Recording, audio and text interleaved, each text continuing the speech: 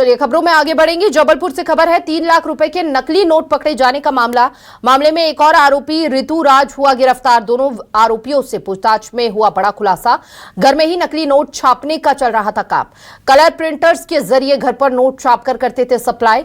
आरोपियों के घर से कलर प्रिंटर, लैपटॉप, नोट छापने का कागज बरामद हुआ। नकली नोट के खेल में और भी आरोपियों के शामिल होने की आशंका है।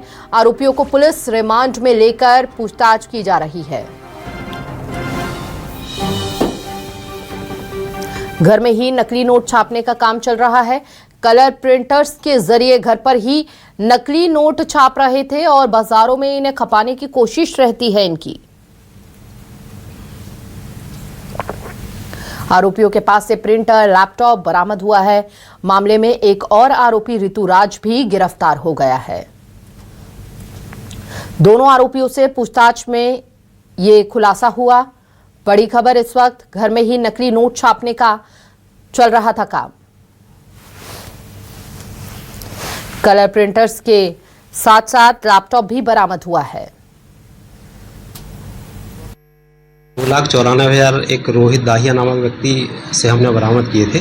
पूछताछ के बाद हमने ये जानना चाहा कि ये नोट कहाँ से प्राप्त हुए। तो पूछताछ में उसने बताया कि एक ऋतुराज विश्वकर्मा नाम का व्यक्ति ऋतुराज के घर में दबिश देने पर ऋतुराज के घर में प्रिंटर, लैपटॉप और इसके अलावा कटर, सीट और जो नोट बनाने A4 साइज़ के पेपर जिसमें नोट छपे हुए थे, ये सब उसके घर से, उसके कब्जे से जब्त किए गए हैं और उसे फिर गिरफ्तार किया गया है और लगातार उससे पूछताछ चल रही है। ज्यादा जानकारी के लिए संवाददाता कुमारिंदर हमारे साथ जुड़ चुके हैं। कुमारिंदर, बड़ी हैरानी की बात है कि घर पर ही नकली नोट छापने का ये पूरा धंधा कर रहे थे। और कितने नोट अभी तक ये लोग छाप चुके हैं, कितने खपा चुके हैं, कहां-कहां इनके तार जुड़े हुए, क्या खुलासा जांच में? देखिए, अभी भी जो रिमांड है पुलिस की रिमांड पर है। आज इनको जो है रिमांड पूरी होगी और उसके बाद इनको कोर्ट में पेश किया जाएगा और रिमांड शायद अभी और इनकी बढ़ाई जा सकती है।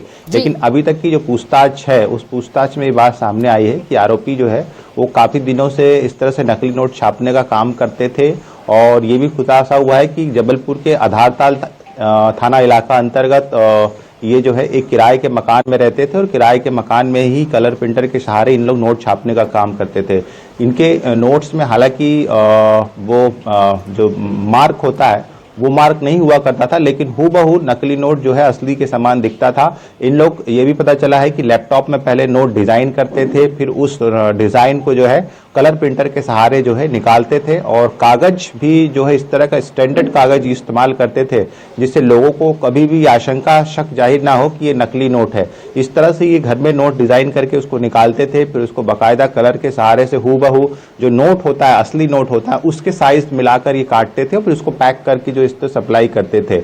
और उसको फिर कहाँ कहाँ इन लोगों ने बेचा है और कहाँ कहाँ लोगों को दिया है, अभी तक इस बात की जानकारी नहीं इन लोगों ने दी है। पुलिस इस बात का खुलासा करने में जुटी है कि कौन कौन लोग इनके शामिल है।